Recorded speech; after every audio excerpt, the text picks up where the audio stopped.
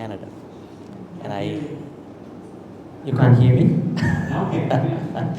Okay, so I was telling that I've been to the temple, Vihara, three times. 2010, 2011, and 2018 for a brief visit. But 2010, 2011, they were like month and a half kind of visits. At that time, you had a series called K3. So I was one of the speakers in those series. All right, so let's get started so the discussion by paying respect to the Buddha. Let's put our palms together. Sadhu, sadhu, sadhu. Namo tassa bhagavato arahato samma sambuddhassa. Namo tassa bhagavato arahato samma sambuddhassa. Namo tassa bhagavato arahato samma sambuddhassa. All right, so I have a attendance sheet. Probably they can sign during the time. So the Vihara got 29 participants by the time that they printed this. I think there seem to be more. So for those folks who didn't have chairs, somebody can help them to bring some chairs from wherever the rooms. Yes. So I hope the Vihara can manage an updated list. Yes. Yes. So we will move on to the larger room next time. But till then, today, I think Vihara got only 29 participants, so others Vihara can update certainly the rest of the individuals over here. All right. So yesterday was the Asal day. So we have another word, the full moon of July. Now, according to the Pali calendar, we call Jetto for the month of June. So June to July we call Jetto, and from July to August we call Asal. So it goes that way. So 2 months in one row, right? So what does Asal mean? So that is a good question, right? Anybody knows the meaning of Asal? So we could say Asal also. Monsoon. Right? It is called as monsoon. Right? Now Asal day was the day that the Shakyamuni Buddha delivered supposedly his first Dhamma talk, because we say that it was his first Dhamma talk based on one of the references. One of the references that was given here, you can see that at the end here. According to Mahavagga 1.6, this was the Buddha's first discourse after his awakening. Right? But the scholars have some divergent ideas about this. If you look at Majjhima Nikaya's 26th Sutta, MN 26, which is called Ariya Pariyesana Sutta. I think probably you may have read this sutta too. Majjhima Nikaya 26, if you can go here. Ariya Pariyesana.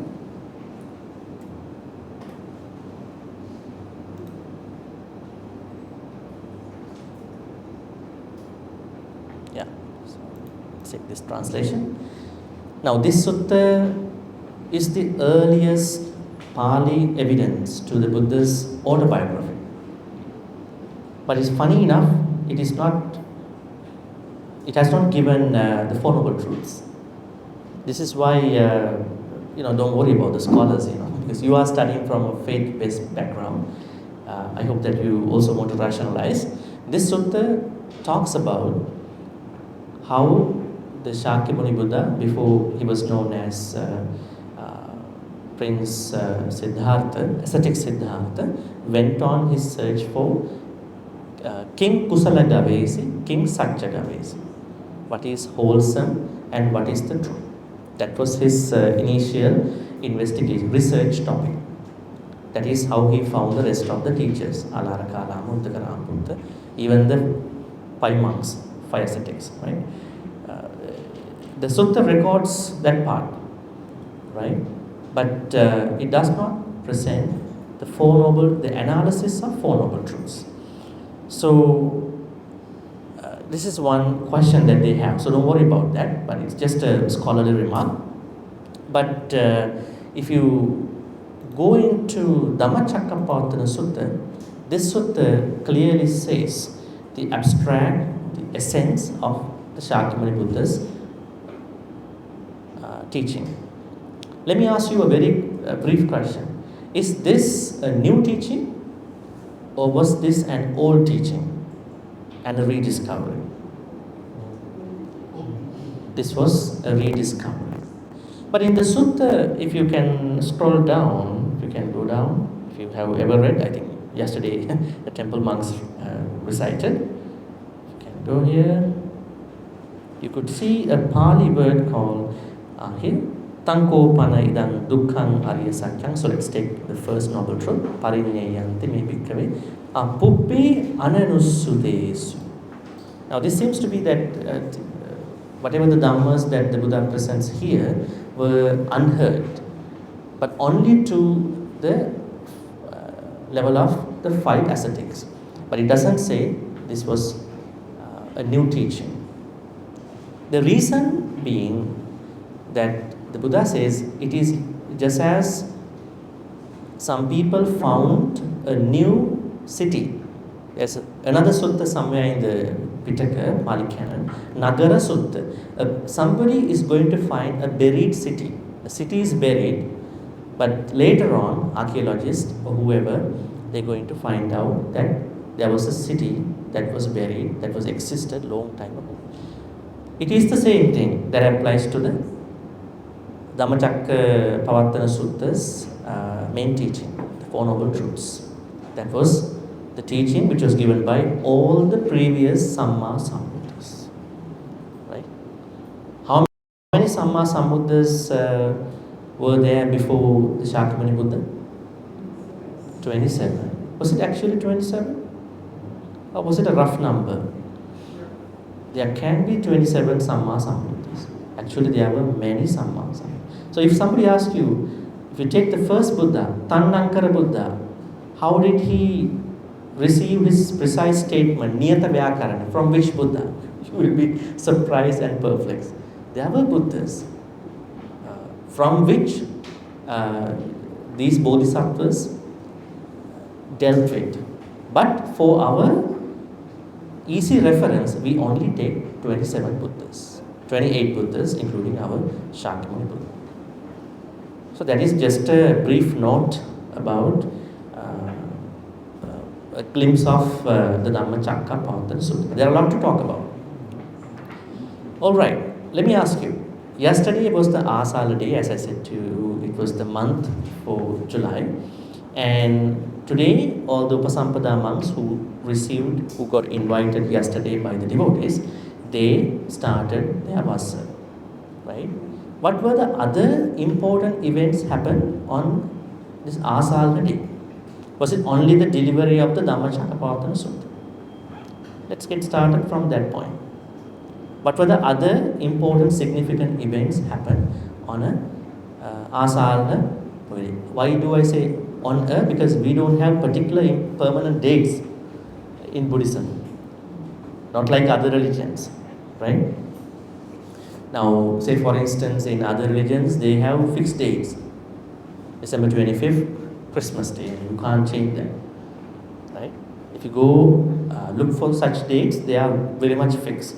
Do we have a particular date for Vesak? No. That looks like that we abide by the impermanence. Do we have a particular date for Vassa? It goes here and there. And then do we have a particular date for other, even Katina, even other major events? No. It looks like that we are naturally uh, used to accept the changes of the dates, which is a good thing. So that is why I said on an asala poetic. What were the other events happened? Can you just give some thoughts about it?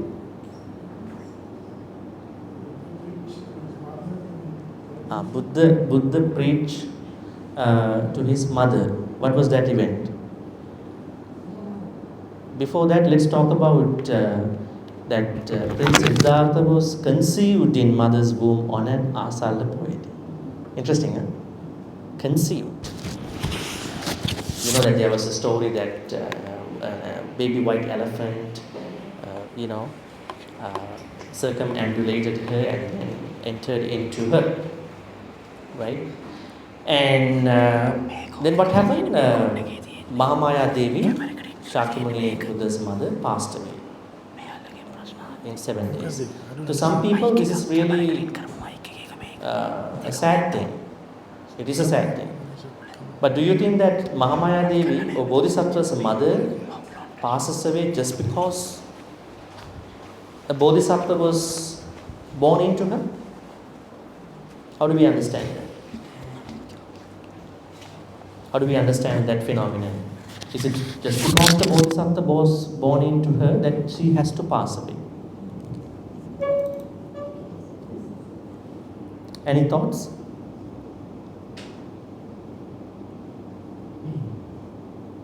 No rationalization, no thoughts? Or you have just accepted everything how the Dhamma books given to you? That is not Buddhism, right? That is not what I know from the text. So we have to rationalize. With saddha, right? Some people lose their saddha when they rationalize. They lack in their saddha sometimes when they too much rationalize. So we have to keep it as a balance. Saddha part, panya part. Never ever lose those two sides. When some people do more onto saddha, they forget about dhamma side. When they do more about dhamma side, they forget about saddha side. So their practice becomes very hard. It's not soft. It has to be soft. We shouldn't struggle, according to the Buddha. That is what the sutta says. Atta kilamatana yoga, kama sukha nikana yoga. Text. Why Bodhisattva's mother passes away? It is not because of the Bodhisattva is going to be born there. It is said, before any Bodhisattva is going to be reborn as that Bodhisattva's final life, he normally checks 5 things. The first thing is the time, kala. Then the deepa, probably the continent. Of course, Jambudipa, which is a larger area, not even India. And Desha, the particular province or the state. And then Kaladeepa Desha, Kula. Kula means a caste. Because in India, you can't even get over any caste even today. Right? And then Janani Ayu, not mother. Mother's age. That means he is to look at a precious great woman who is going to die in a 7 days of time. That is how he decides that now I am going to be reborn in her womb. So she is definitely going to die. Not because Bodhisattva is going to be born into her. Otherwise it is pretty bad, right? Somebody's happiness, world's happiness, universal's happiness, somebody's death. Alright? And it's also interesting. Bodhisattva comes from Tusita heaven, and mother passes away and going to be reborn in Tusita heaven. Right? That's interesting too. Right? This is one incident. The incident was not the death. Conceiving of Bodhisattva into Queen Mahamaya. Then of course Queen Mahamaya passed away and she was reborn in the heaven called Tusita. Then in one of the Vassa time, the Buddha thought, although I was nourished by my stepmother, Pajapati Devi, I still need to help my biological mother, who was reborn in the Tusita heaven. So what he did was, it is said that he went to the Tavatinsa. He didn't go to Tusita. So Mother Deva came to Tavatinsa heaven. Right?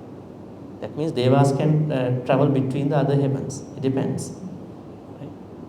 So then he preached, it is said that he preached Abhidhamma to his mother for 3 months. And every day he preached some part of Abhidhamma. The Buddha, Shakyamuni Buddha, traveled to the human world, especially to the lake called Anotatta, and then explained all the Abhidhamma matters to Arahant Sariputta. So that is how Abhidhamma got a tradition of preservation through Sariputta, Arahant Sariputta, even though it was added after Sutta and Vinaya. So, and it is also said that the Buddha descended from Tusita heaven after giving the Abhidhamma to mother, spending 3 months on Asal day also.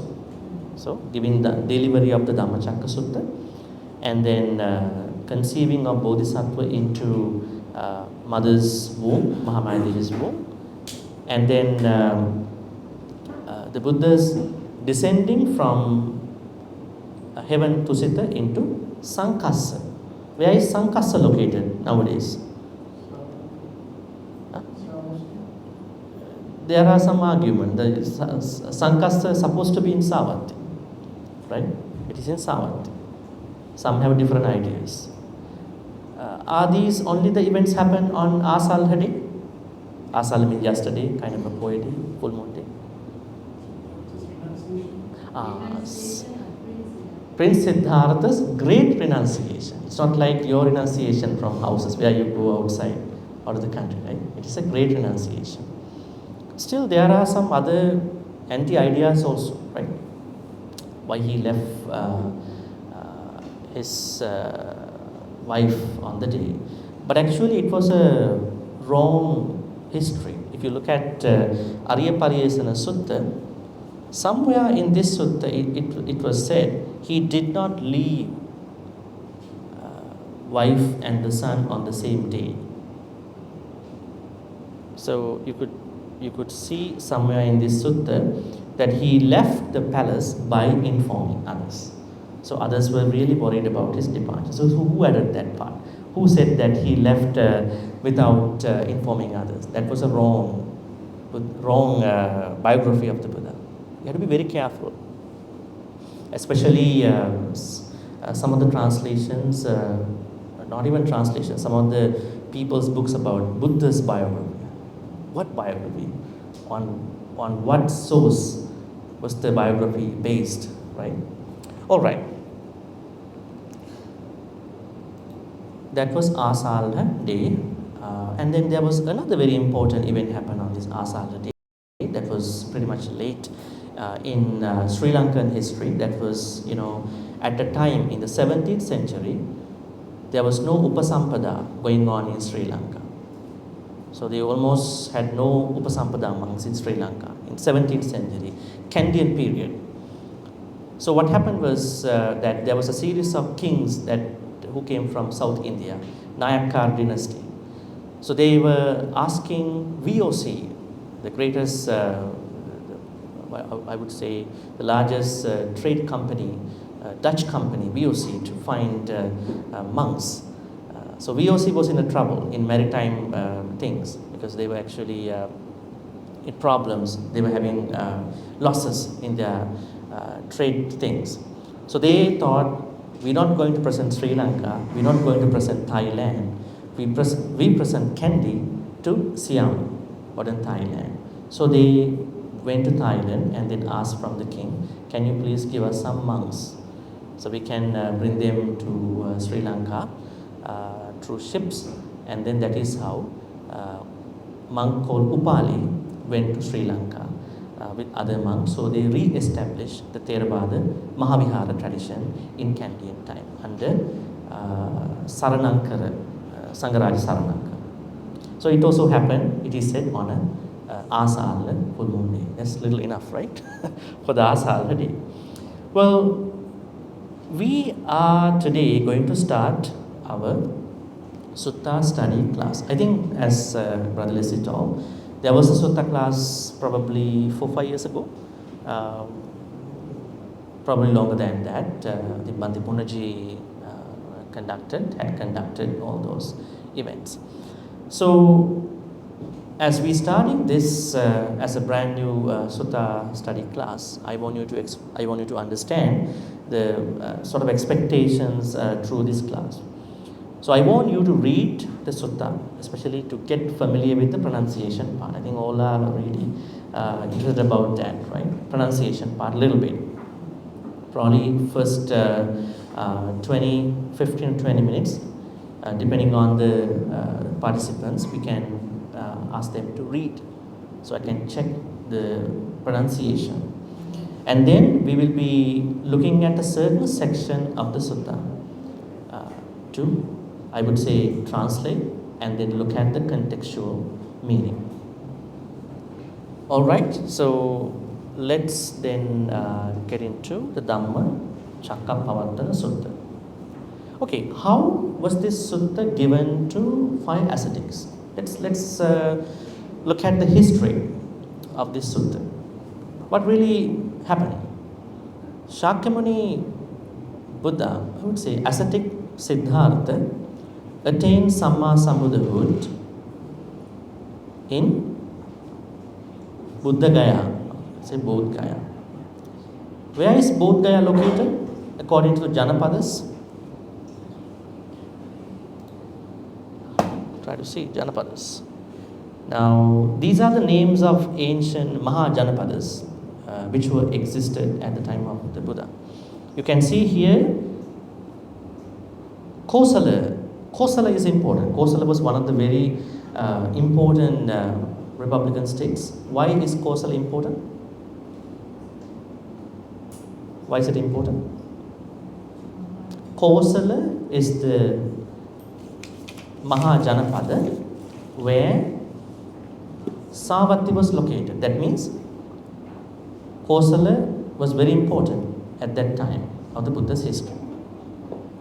And it is said that a lot of things with the Buddha's biography happened when he lived in the Kosala, state of Kosala. And then what about, now you can see, Bodh Gaya is not a part of Kosala. Bodh Gaya is a part of another state. Actually, Buddha was born in Kosala too. It's part of Nepal, and then he traveled to Magadha, a state called Magadha. And in Magadha you see Uruvela, the certain location called Uruvela, and he found a certain place called Senani village, right? From Kosala to then state of Magadha, and in Magadha he was associating an area called Uruvela and within a sub-village called Senani. But once he became the Buddha, as you know, he became the Buddha in Bodh Gaya, that means in the state of Magadha, where King Bimbisara was the king.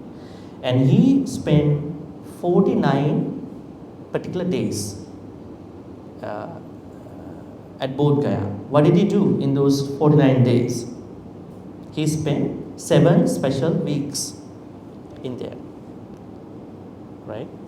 So the first week he spent just by spending, near the Bodhi tree. And the second week was very important. He spent by looking at the Bodhi tree. The Bodhi tree was behind him, and then he came the other way, and he looked at the Bodhi tree for a week without blinking his eyes. Why did you do that? Just to show gratitude, right? I think that is the first lesson that we have to learn from the Buddha's life. I normally tell people, before you read suttas, learn the life of the Buddha. Actually, the sutta, this Dhammacakkappavattana Sutta is very much associated with the Buddha's life, so it's good. So we can cover the both sides.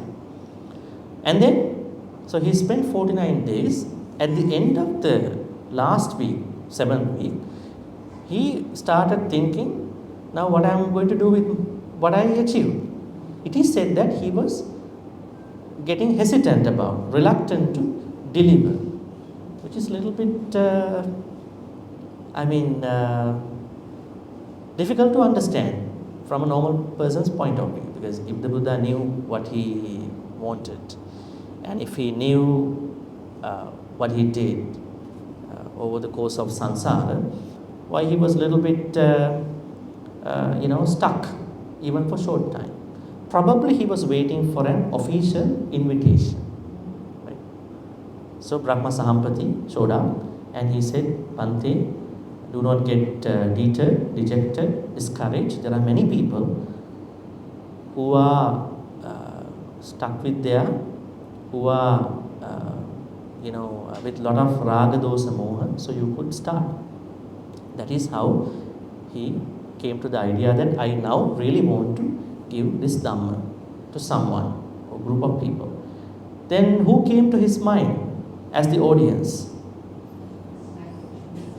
As I told you at the beginning, those first teachers, Bhargava is one of the teachers, right?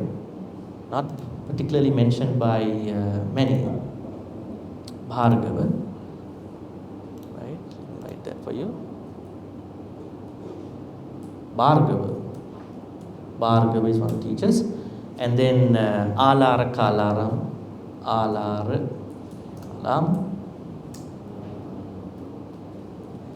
and then Uddakaram, Alara Kalam.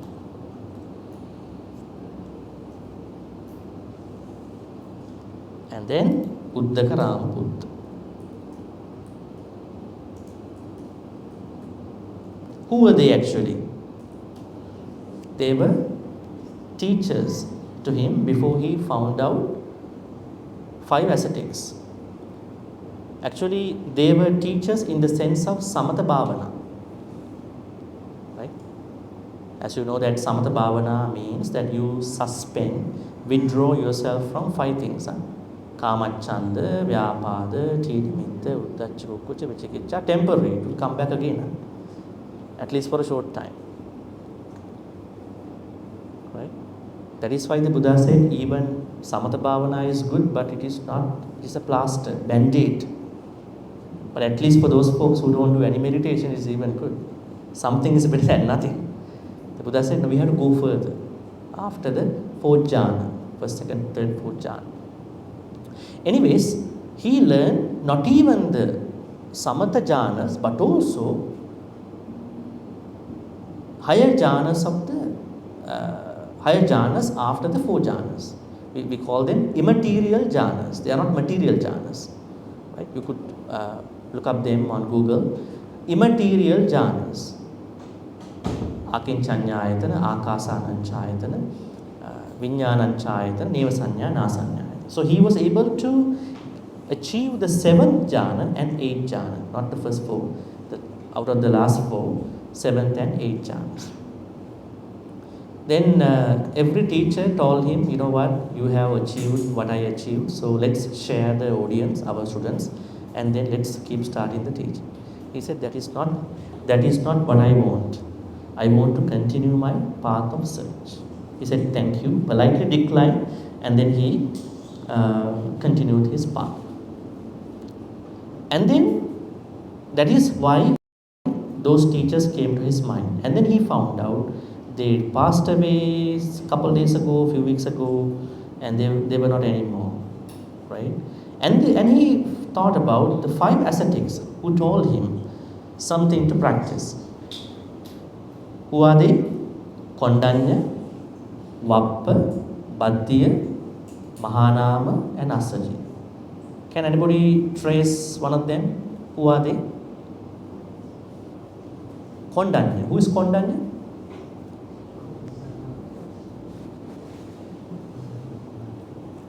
Have you ever read few Brahmins who were called upon by King Suddhodana to come to the palace when Prince Siddhartha was born. And then actually it was for the naming ceremony. He didn't have a name by that time. And then asked those 8 Brahmins, can you give a name to him? At the same time, tell me the future of this child. And most of them told that if he stayed in the palace, he would be a Chakravarti. That means a high concept in Buddhism, where there is a universal monarch. If he leaves the house, palace, he will become the Buddha, Samma Sambuddha. But only one Brahmin, Kondanya, said that no, he would precisely be the Samma Sambuddha. This is that Kondanya, not anyone else. A lot of people know this is the same Kondanya, because that is why he wanted to help the Buddha, because he knew that he will be the Buddha, but didn't know in which means he will be the Buddha. That is why he said, you know what, you have to do a lot of painful sealers, Attakilamatana yogas. You have to practice Attakilamatana yoga to become the Buddha. The more you give pain to your body, the closer, the nearer you are into the Samma Sambuddha. Actually, the Buddha, ascetic Siddhartha thought, yes. So it was a total failure for him, right? For 6 years. Other than the lessons that he learned. So don't worry about mistakes in your life, failures. Even this ascetic Siddhartha had that for 6 years. Although he learned out of it. So you bounce back, can be resilient. And then he found out, this is not the way, I have to find the middle path. The middle path is not indulge in some happiness and then do some more sila, pain to the body.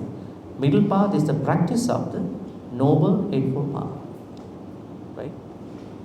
Arya Attamika Magga.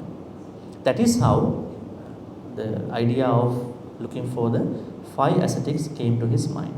And then what he did, he saw that they are now in the city of Benares, actually 6 miles away from Benares, a place called Isipatana, Migadaya. So Migadaya was a name given by a king, a previous king, where he declared open a place for a sanctuary for deers.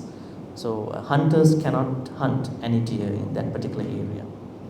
And not even that, this place is very special because most of the ascetics at that time and the Pacceka Buddhists, when they are making their way back from Himalayas, they land into this area called Migadaya. Isipatana, the rishis descend into that area. Even the Pacceka Buddhists, now nearby the Isipatana is a place called Gandama, like Rocky Mountains or Alps. 7 mountains actually, Gandama. So Pacceka Buddhists normally do their meditations in this Gandhamadana area, and then they go to the lake of Anotatta, and then they land into Isipatana. That is why Isipatana is very famous, and the Buddha says in one of his suttas that this is a avijahita thana. That means every Samma Sambuddha will deliver his first Dhamma talk at the Isipatana Migadayas. It is not even common to the Shakyamuni Buddha. Alright, so that is how the Buddha found them at Isipatana Migadaya. So he then started journeying to Isipatana. Right, it's a long way. So, and it's kind of interstate, interprovincial traveling from, I would say, so he was here. Kasi state called Kasi. Kasi was east, on the east side of Kasi, it was, I would say, Magadha. From the north of Kasi, it was Kosala state. So he was coming from Magadha, Bodh Gaya area to Kasi, Varanasi. You can see here, this area. And sorry to disturb. Is there a car number by this blocking? yes.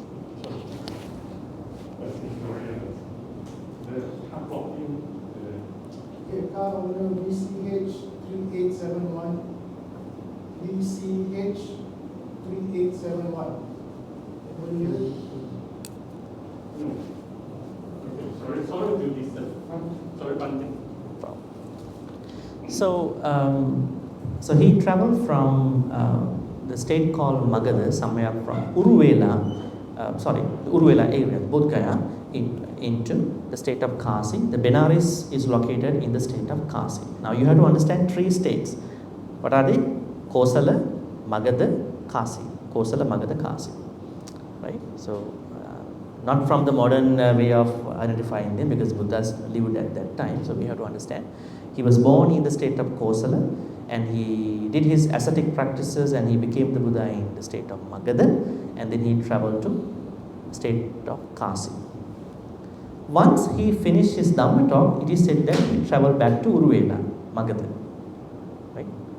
And then that was how the story unfolded. But what happened in his talk? When he went to the Migadaya,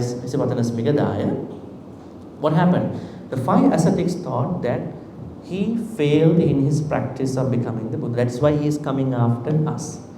But when he was coming closer, because of the majesty of the Buddha, Shakyamuni Buddha, they could not help not respecting him. And I think you know that story.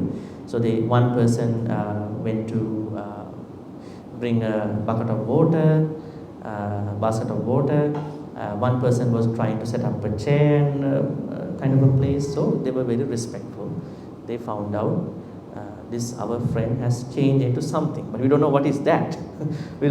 we'll get him talk to us, but we don't know. But something is changed in his face, in his aura, and all that. So that is why now they were preparing, and then the Buddha started reciting the sutta, Dhammacakkappavattana Sutta. Now we have to identify a couple things here.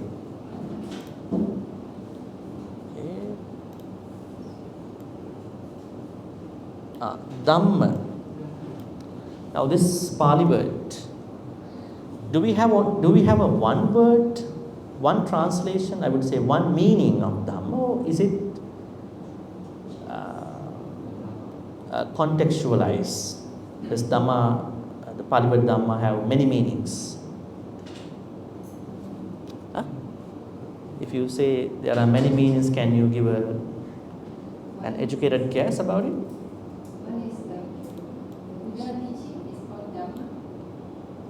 That means anybody's teaching can be called as Dhamma, the Dhamma of the Jesus Christ.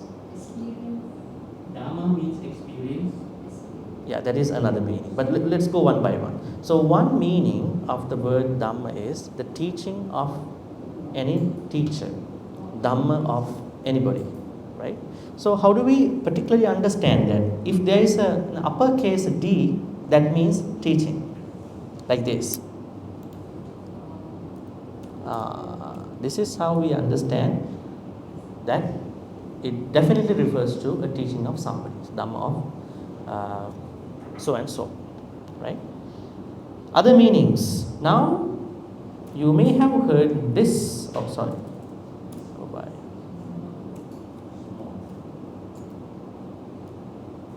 Oh, I'm trying to look for the diacritical marks. This laptop doesn't have the marks, Pali marks. All right, so say Dhamma. We could say Dhamma actually. Has anybody ever found out this term, Dhamma? That one, the first one, Dhamma. This one, Dhamma. Chakku, Sota, Gana, Jivha, Kaya, Mana. What are they? Sense faculties.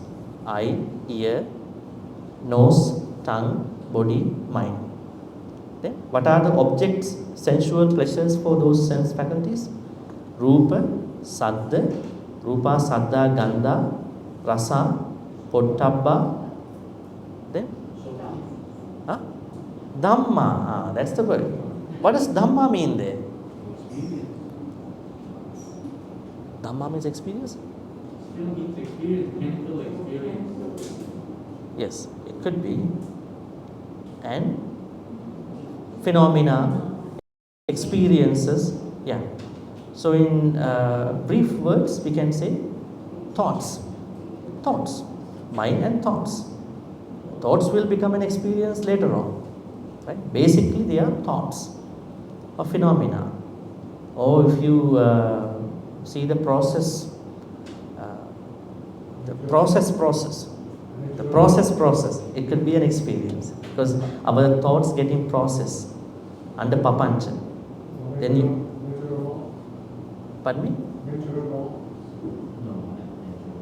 What's that? Yeah, that is another meaning. Natural law, right? Does it lowercase dhamma or uppercase dhamma? Lowercase dhamma. Another idea is dhamma. You could say dhamma, right? We have dhamma niyama. Dhamma niyama means natural laws, right? And dhamma of life. What does it mean? The true nature of our life. Another meaning is true nature. What is the true nature of our life? We were reborn and we spend some time, we are getting age, and then we can be sick, we can get sick and we die. Does this happen to us just because my fault, or does this happen just because? That is the nature, true nature of my life, or probably the true nature of this universe. It is the true nature, right? And going back to the experience part, we have to talk about, if you really want to know the experience, then we have to go into the first stanza in the Dhammapada. If we want to look at Dhamma as experiences, which is a process, then we have to see the first and the second stanza.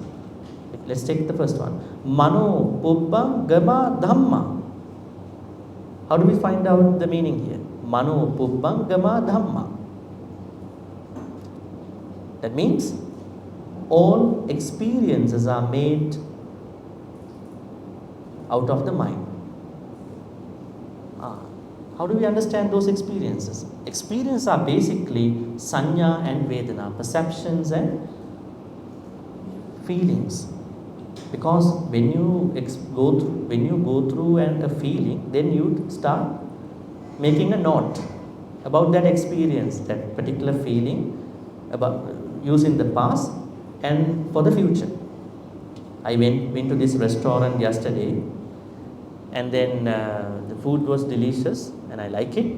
Now I make a note for the past to have a reference for the future. Sanya, right? So it came out of the feeling. So that context means experience. In Buddhism, experiences are not just handmade ones, they are made of sanya and vedana. Alright? So in this way, Dhamma has a lot of meaning. So we have to correctly understand the particular meaning of the Dhamma. And if you can remember, in the Satipatthana Sutta, there's a certain Satipatthana, I would say the last Satipatthana, which goes by Dhammanupassana. Kayanupassana is the first one, then Vedananupassana, then Chittanupassana, third, fourth, Dhammanupassana. Dhammanupassana means mental properties, because you started off with normal body-based exercises.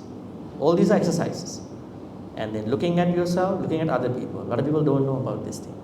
When they start practicing Satipatthana, they only think, it's my Satipatthana, and I did it well, and they sort of like develop a Sakkaya Ditthi without their knowledge, because they don't know the second part of each exercise.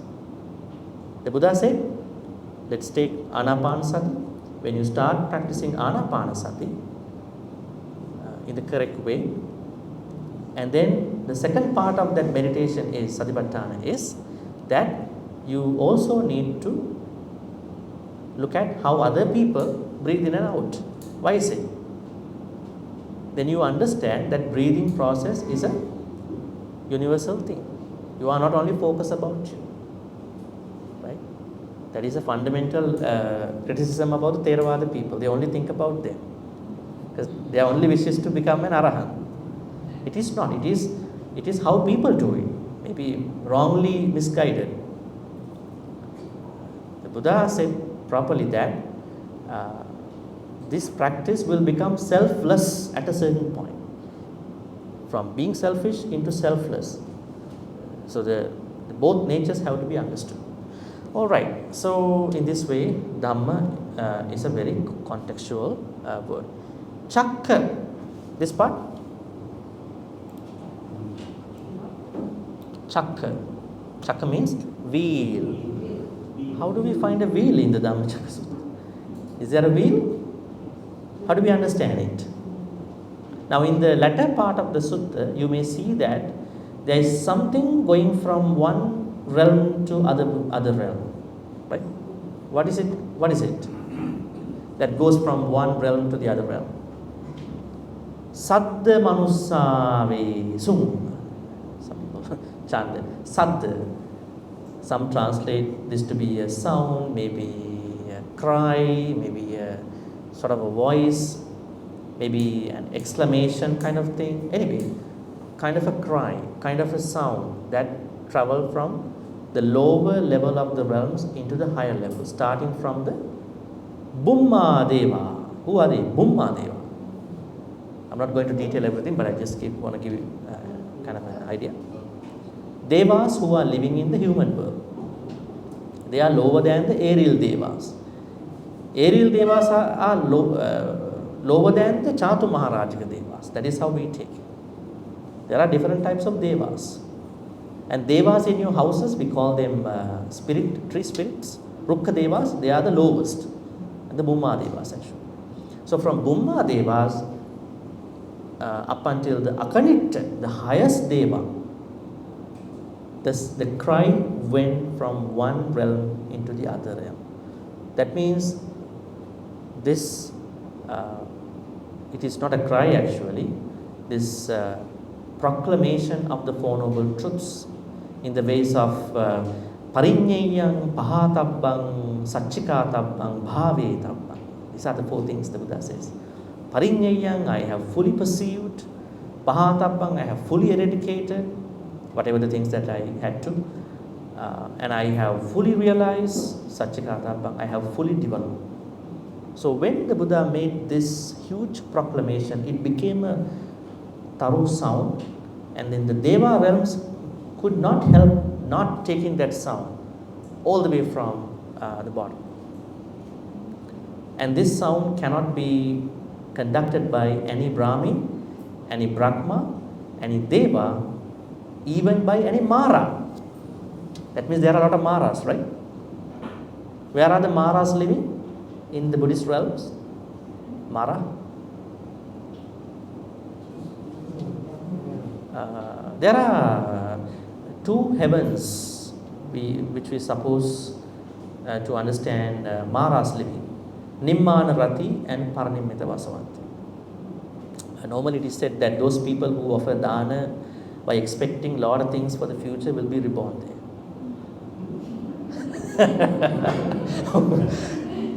Somebody asked me a question, how to become a Mara? Should be a very good thing, right?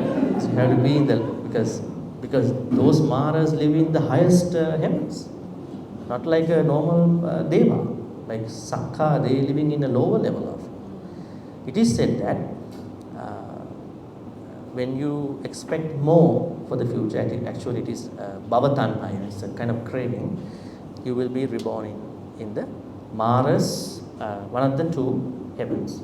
When you are reborn there, can you work independently, or you have to abide by the regulations of the bigger Mara, higher Mara? You have to go through the commands of the Vasavatti Mara. That is not good, right? So anyways, the sound went up to the Akanitta, they all accepted. This sound cannot be stopped. It came from the bottom and they all looked at it. It was the proclamation by one Samma Sambuddha about the noble truths that were buried down, just like a city was buried down long time ago. He found out, he rediscovered the truth. That was how the flow of the sutta goes. But today we will be uh, reading and discussing, I would say, the first part of the sutta a little bit.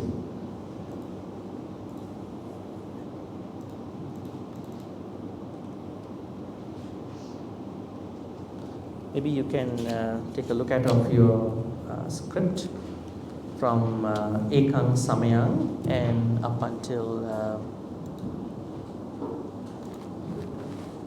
Dveme Bhikkhave Anta Papachite. All right. So chakra is a wheel. The wheel, the idea of wheel comes because the proclamation went like a wheel onto other realms. That is why we take it as a wheel. Dhammacakka. Ever since, especially from the time of Ashoka, different people started designing Dhammacakka. Right? Normally, this Dhammacakka is supposed to have 12 spokes. There's 12, Dwadasakara. But in some people's Dhammacakka, spokes came out. Maybe a wrong design. It can't be a wheel, it cannot actually turn then, right? You can't set the wheel of Dhamma in motion at that point. So a true Dhamma wheel should have spokes within the wheel. They should not come out, right? Not to disrespect anybody, but anyways, that is what we understand. Yes. Another explanation of Dhammacakkappavattana Sutta, which I'm not sure whether it's true. They say the chakra means the shape of a wheel. We saw the wheel, the shape of a wheel, actually it's a weapon. In India, I think there are those wheels, there's a very sharp weapon. So coming to a wheel basically is to destroy the devourer. So I'm not sure this explanation is talking about a shield. Yeah, no, I'm talking from the sutta itself, not the interpretations. That one came from the commentaries. Everybody, yes, I'm talking from the sutta itself. The sutta, you see, pavattana. So how do we set the wheel in motion? Then we understand it is because you can see at the end of the sutta, appativattya. So now the wheel cannot be turned by anybody in those places, because the Buddha clearly mentioned about the Four Noble Truths, and the message can be now passed into all the realms. Actually, there is another idea from Indian philosophies that when a new idea has kicked in, there is this wheel, Dhammacakka concept is normally used. But according to the Sutta itself, it says that here the wheel has to be understood by looking at how the message was gone into other realms. That is initially what we understand, not from the commentaries actually at that point, interpretations. Yes?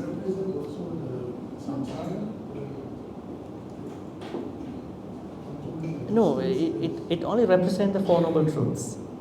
Yes, but later on people use Dhammacakka for Parissamuppada, Sansara, because we normally say Sansara Chakra, they are interpretations. I mean, they are not bad, they are okay, but in this context, it is the Four Noble Truths, 12 aspects. Let me show you. I can show you that. Okay, so you can see the 12 12 aspects. How the Buddha understood the noble truth of dukkha, dukkha samudaya satcha, dukkha nirodha satcha, dukkha nirodha gamini satcha, right? And then there are 12 ways. So he understood the first truth by ways of satcha jnana, kiccha jnana, kata jnana. That means he had the knowledge, he fully understood, and then he has to understand a certain level of that jnana, I would say the first truth, and then he understood that, he fully understood. In the same way, these three perspectives were applied to all the four Noble Truths. Then, if you take the 12 aspects at the 12 spokes of a wheel, then we can understand the nature of the wheel here. That thing we understand from the sutta itself. You can see this slides from here by clicking on the link over there, I think. Yes, so you can click on this. It will take you to the flyer there. All right. So now let's do the reading part. But before that, any questions about the background of the sutta?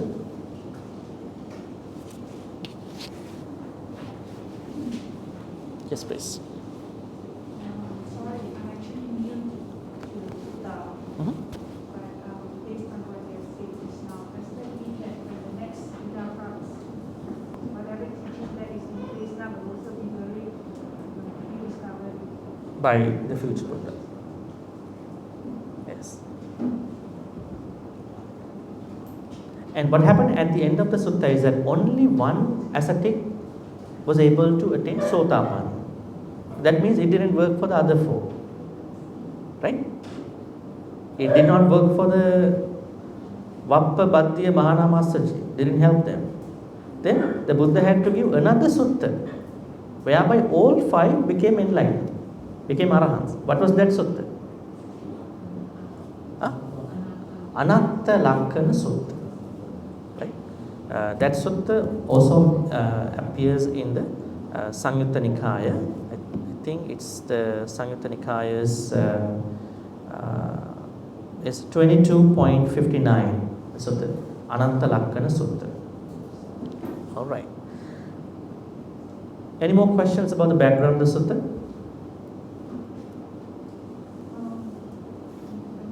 Yes. For someone who wants to have a familiarization with the different, how to approach the literature, Mhm.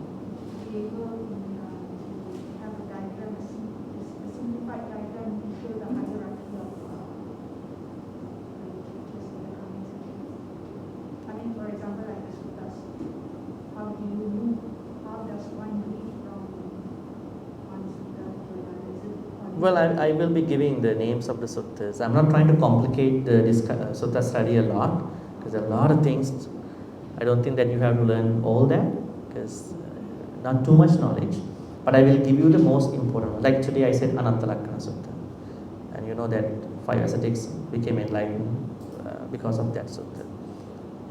Because this is an issue. When we do a sutta study, it's a factory of information. So on one side we have to look at the literature, at the same time we have to find out the practical side of the sutta with the pronunciation. All right, looks like there may be no questions at this point, so I may ask, probably we can make a group, right? Probably maybe the rows, this row, there are 4 rows over here to read. The first, we have 1, 2, 3, yeah? Okay, maybe they can read the 3 sections. Maybe this row, can you read from 1 to 3?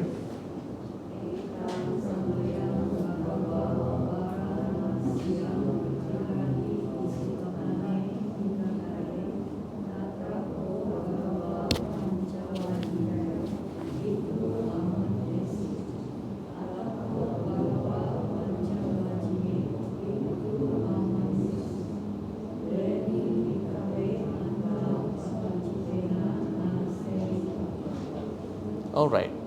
So how did you pronounce this part? This one? Not Panchavajji, Panchavaggiye. See, one place. Panchavaggiye. All right. And then when you pronounce Pali, take your time. Don't try to read like experts. we still need to take some time, because the slower you become better, right? And then keep this in mind, when there's an H, you have to make an aspirate. What does it mean? Ekang samayang, not bhagava, bhagava. Then again you can see tatra ko, not ko. Again bhagava. Then not bhikkhu, bhikkhu. Again you can see that. And finally you would see again bhikkhave. So this row, please.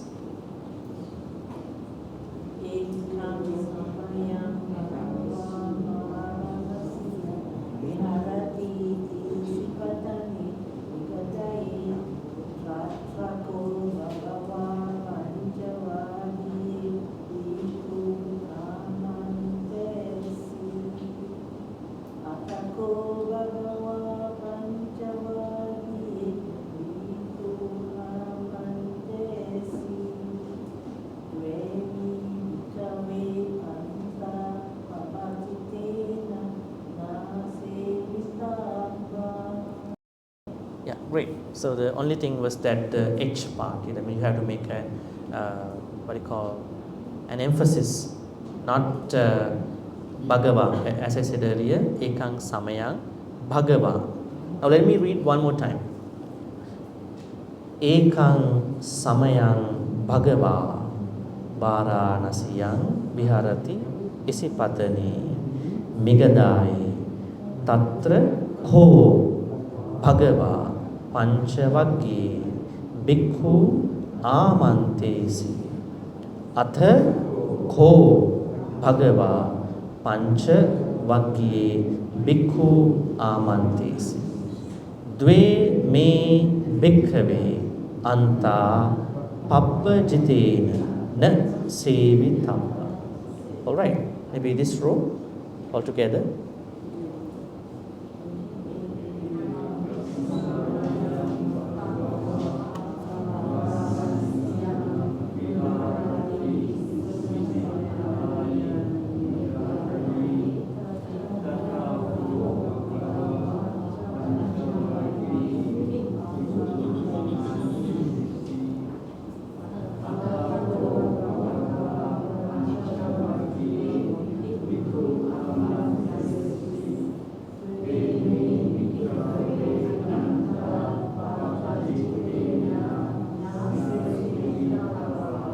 Good. And the final row.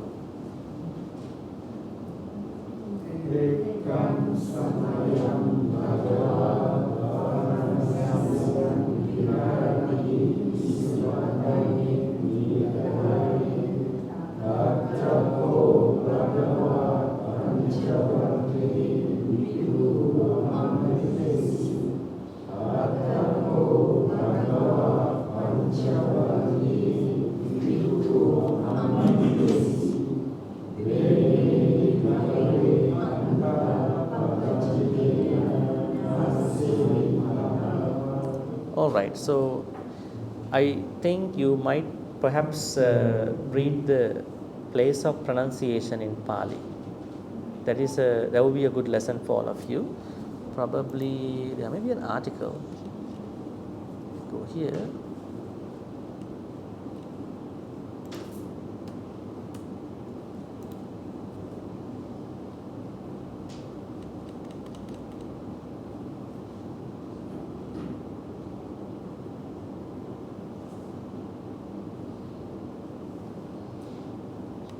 Yeah, that should be somewhere else. So in Pali, we have to know that there are some letters, consonants, especially consonants and consonants, they have to be pronounced from certain places. Now, probably we will do that next Monday. So then you will know that why it has to be emphasized, right? And all right, so now let's go to words here. See how it works. Ekang. What is ekang in Pali? Ekang means once upon a time. Was it a story? Ekang. Ekang samaya. Now, is this the Buddha's words? This is not the Buddha's words. This is the words of the senior monks who did the first council, right? Especially words of Arhan Mahakashyapa's group. Because we know Digha Nikaya, the first Sutta Pitaka has a couple of Nikayas, 5. The first Nikaya, Digha Nikaya, was preserved by Bhante Ananda and his monks, his disciples.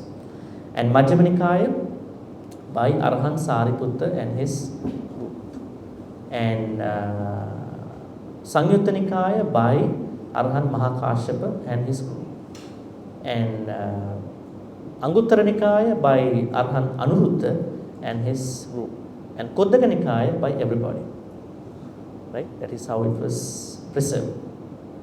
There were things that changed, of course, but that was how originally planned the preservation. So now, because this comes in the Arhan Mahakasyapa's Sangyutta Nikaya, definitely this must have been narrated by Arhan Mahakashyapa or somebody else in that group. So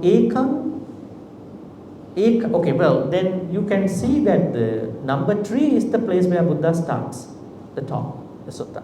Dveme bhikkhave anta pabbajite ranasana. Now Buddha addresses the monks. Do not practice to extreme ends if you really want to attain Nibbana. So before that, they were not the Buddha's words.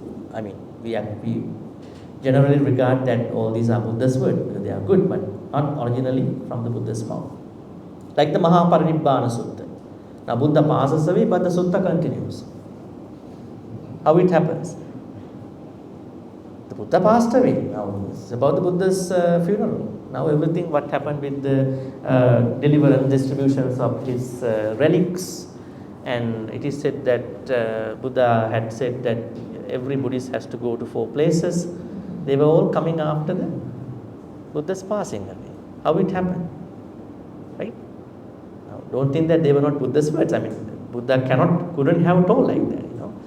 They were senior Sangha's words because they thought there were some irregular areas, so they had to fix them. But they can still be taken as the Buddha's words because there is no issue. Alright, so ekang samayang means once, I would say, or on one time. Bhagava, that's a good one. Bhagava, what does Bhagava mean?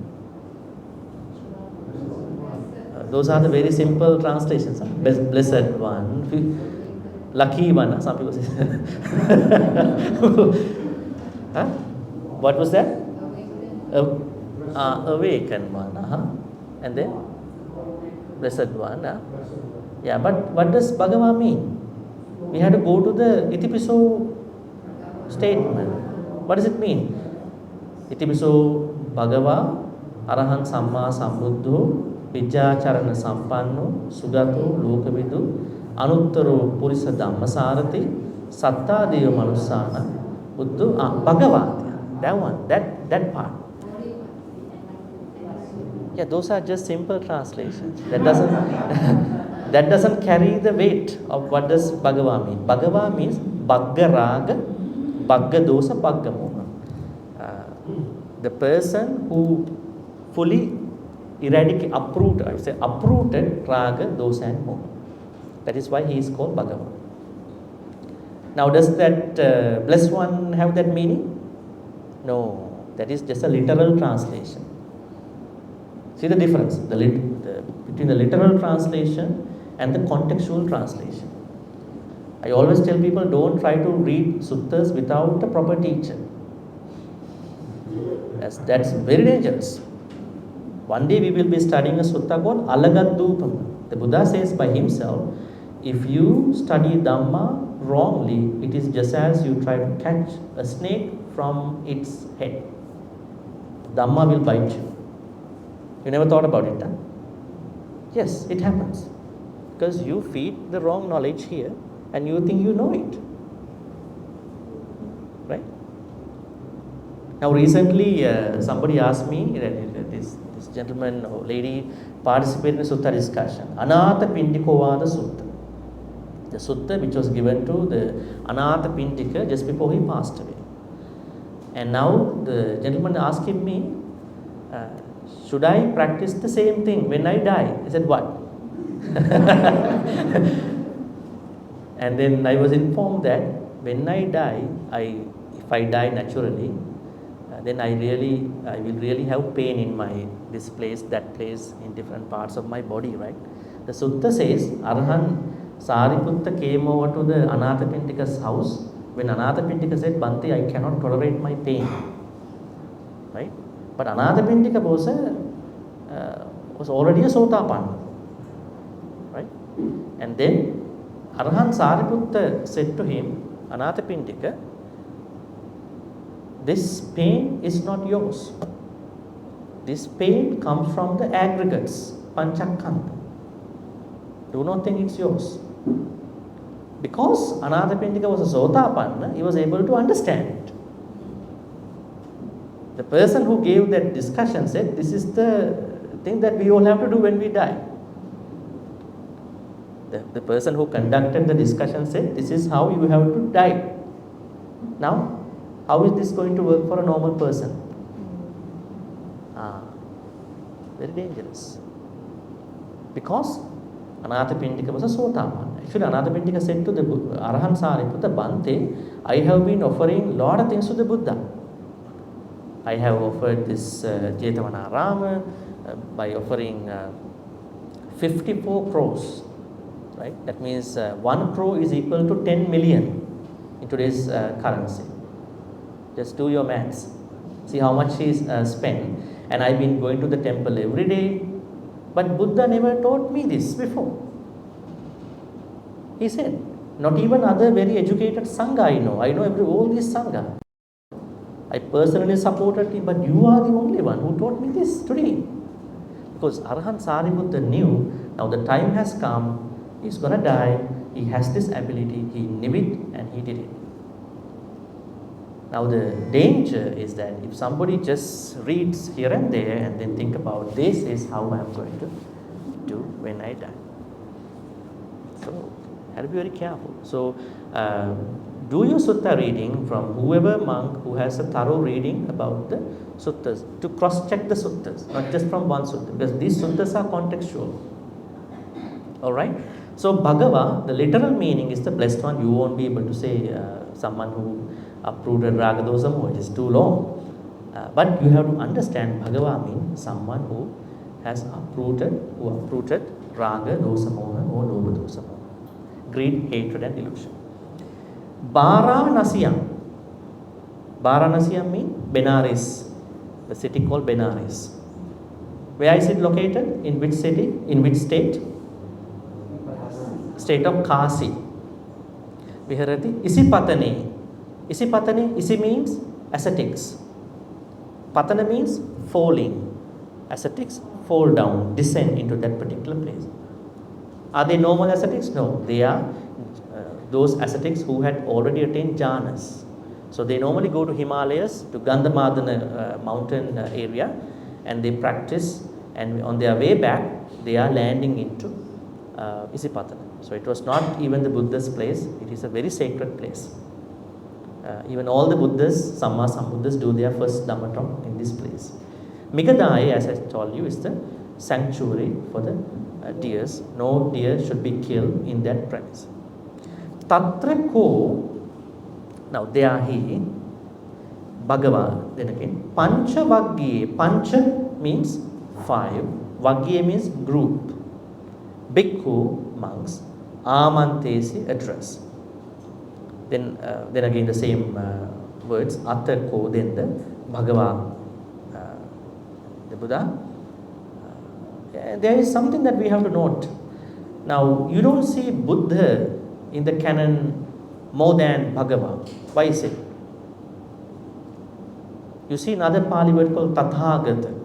And normally Tathagata and Bhagava are the mostly used terms in the canon. Because Buddha is a common name for everybody. Now you might think that, am I also Buddha? No, for every Arahant. Every Arahant is a Buddha.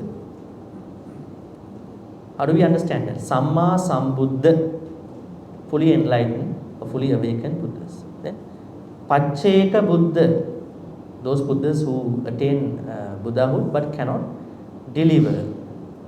This happens for some people. They are very educated people but can't deliver a talk.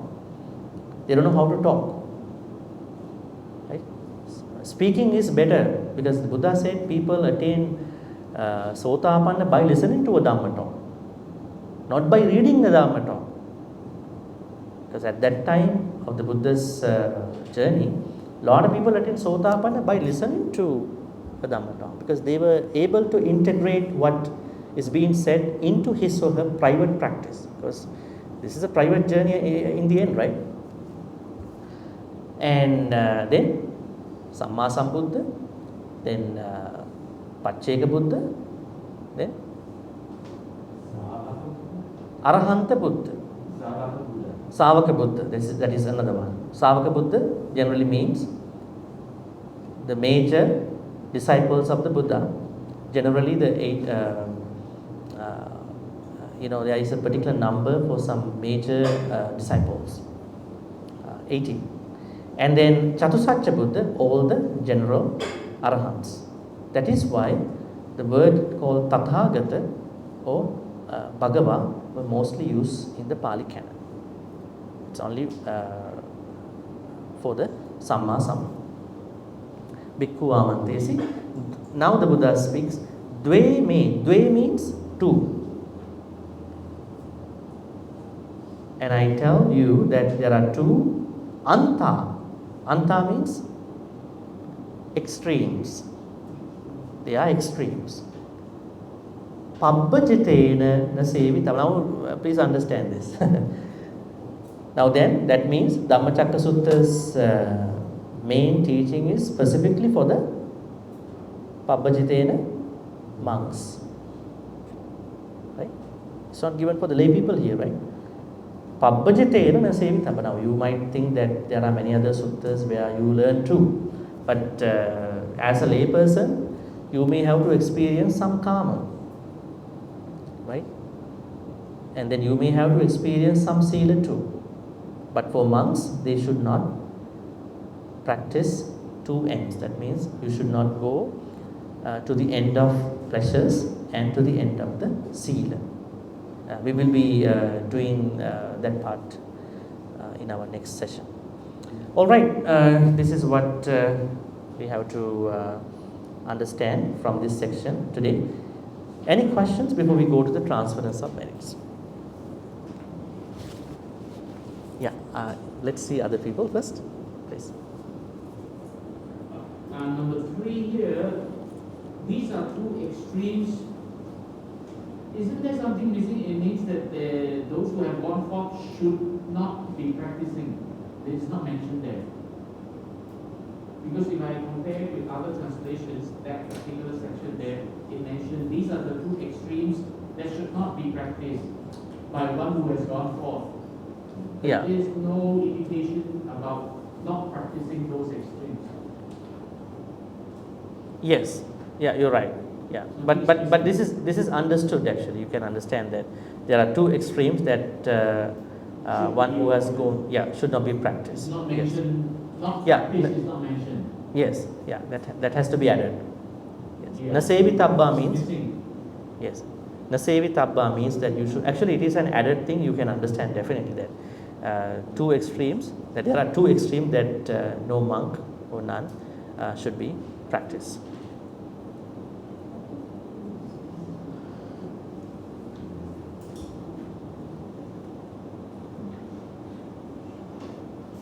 Your question. Why is this is an ordinary question? Mm-hmm. But why did the Buddha impose this caste? Why did the Buddha?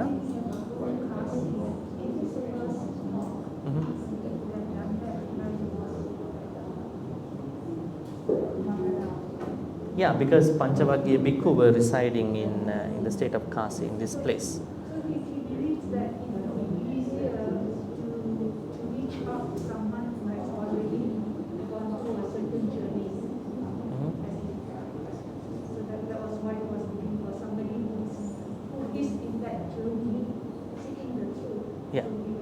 Yeah, one thing is that he knew that they were also looking for the nibbana, and the other thing is that it was because of the gratitude that he wanted to give, because he was helped by them before. That was the main thing that he wanted to go to Kasi. Yeah.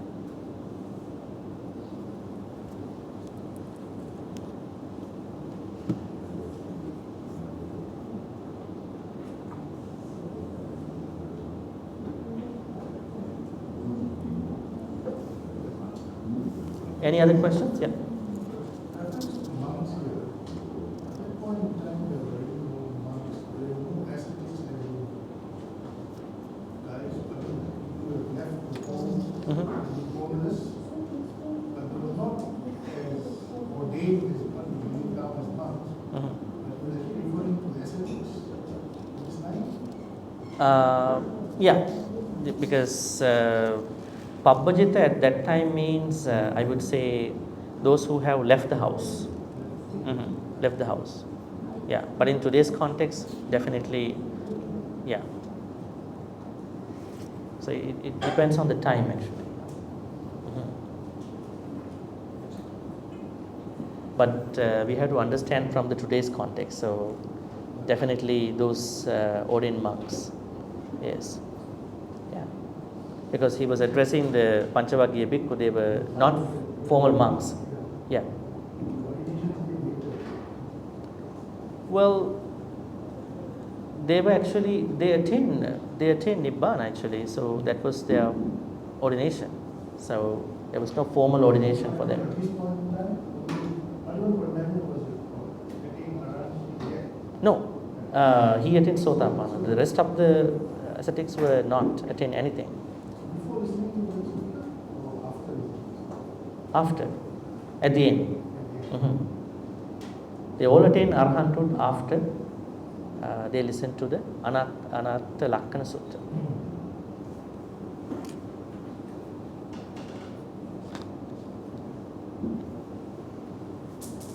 All right, any questions? We'll take another 1 minute or 2 minutes. So in this case, with the number one, it should be then he addressed the group of five, maybe introduce the word monks, right? Because at that time, what I understand is during the Buddha, just like I said, Buddha get awakened, enlightened, now you approach his friend going to preach for this. At that time, they don't call monks, right? All those practice in India, they're supposed to be ascetics. That's well, don't get caught off some of the words. We have to get the idea here. The idea is that we know that there was a formal establishment of the Sangha order, Bhikkhu order by the Buddha, and these first ascetics, after they listened to the talk, they started following what the Buddha said, so they can be recognized as monks, definitely, right? And we are not taking what they had before that time, right? So it is clearly said Bhikkhu, Panchavaggiya Bhikkhu, right? Yes, so better to take as monks. Actually, Bhikkhu is not monk, because that is the word that we use. Monk is coming from Christianity. So Bhikkhu means Bhikkhu. Like come is comes. You can't translate it, right? Yes. So you have to understand the bigger meaning of the sutta. Don't get caught in some of the words unless there is something to learn. Okay? Unless there is something to learn contextually, don't get caught in words. Otherwise, you will get stuck. You won't be able to understand the bigger meaning of the sutta.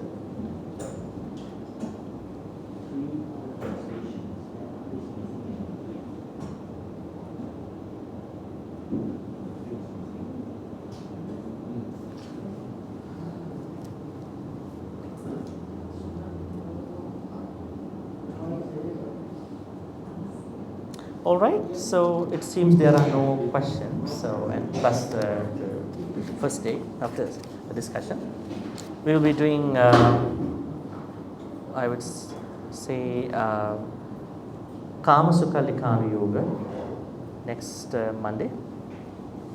looking at Kamasukhalikana Yuga from its own context. So let's transfer all the good karmas to the departed relatives. May all the good karmas that we've been accumulating in today's sutta discussion be transferred to all the departed relatives who passed away in the name of all of us. If they were already reborn in a place of discomfort, pain, may they be able to release from those painful states, realms. If they were already reborn in a place of comfort, may they be able to improve their life and practice more Dhamma and finally attain the supreme bliss of Nibbana. Sadhu, sadhu, sadhu. Idam me jnati nanghotu sukhita hontu jnate. Idam me jnati nanghotu sukhita hontu jnate. Idam me jnati nanghotu sukhita hontu jnate. May all the good karmas be shared by all the devas, nagas and mahindikas. May they be well and happy, may they protect and bless all of us for good health, quality of life, prosperity and safety. May Devanaga Mahindika also finally attain the supreme bliss of Nibbana. Sadhu, sadhu, sadhu. Ittavatacha ammehi sambhatang punya sampadang sabbe deva anumodantu sabba sampatti siddhya. Ittavatacha ammehi sambhatang punya sabbe bhuta anumodantu sabba sampatti siddhya. Ittavatacha ammehi sambhatang punya sampadang sabbe satta anumodantu sabba sampatti siddhya. Akasatta ca bhummatta devanaga mahindika punyantang anumoditva chirang rakkang tuloka sasanang. Akasatta ca bhummatta devanaga mahindika punyantang anumoditva chirang rakkang tudesanang.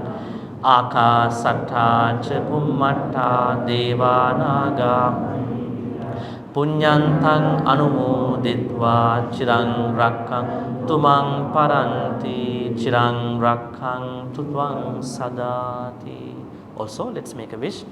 May we always be in the company of the noble friends, Kalyana Mittas, and not with the Papa Mittas, who may deviate us from the path of our journey, Dhamma journey. Thinking thus, we're going to make a wish.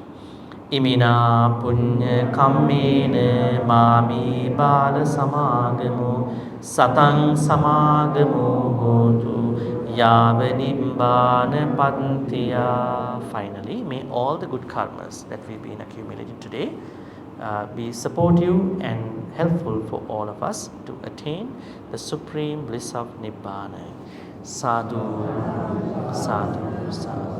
Abhivadana silissa niccang vandha pachayino chattaru dhamma vaddhanti ayuvannu sukhang balang ayurarugya sampatti sagga sampatti mevacha ato nibbana sampatti iminati saminjatu. Sadhu, sadhu, sadhu.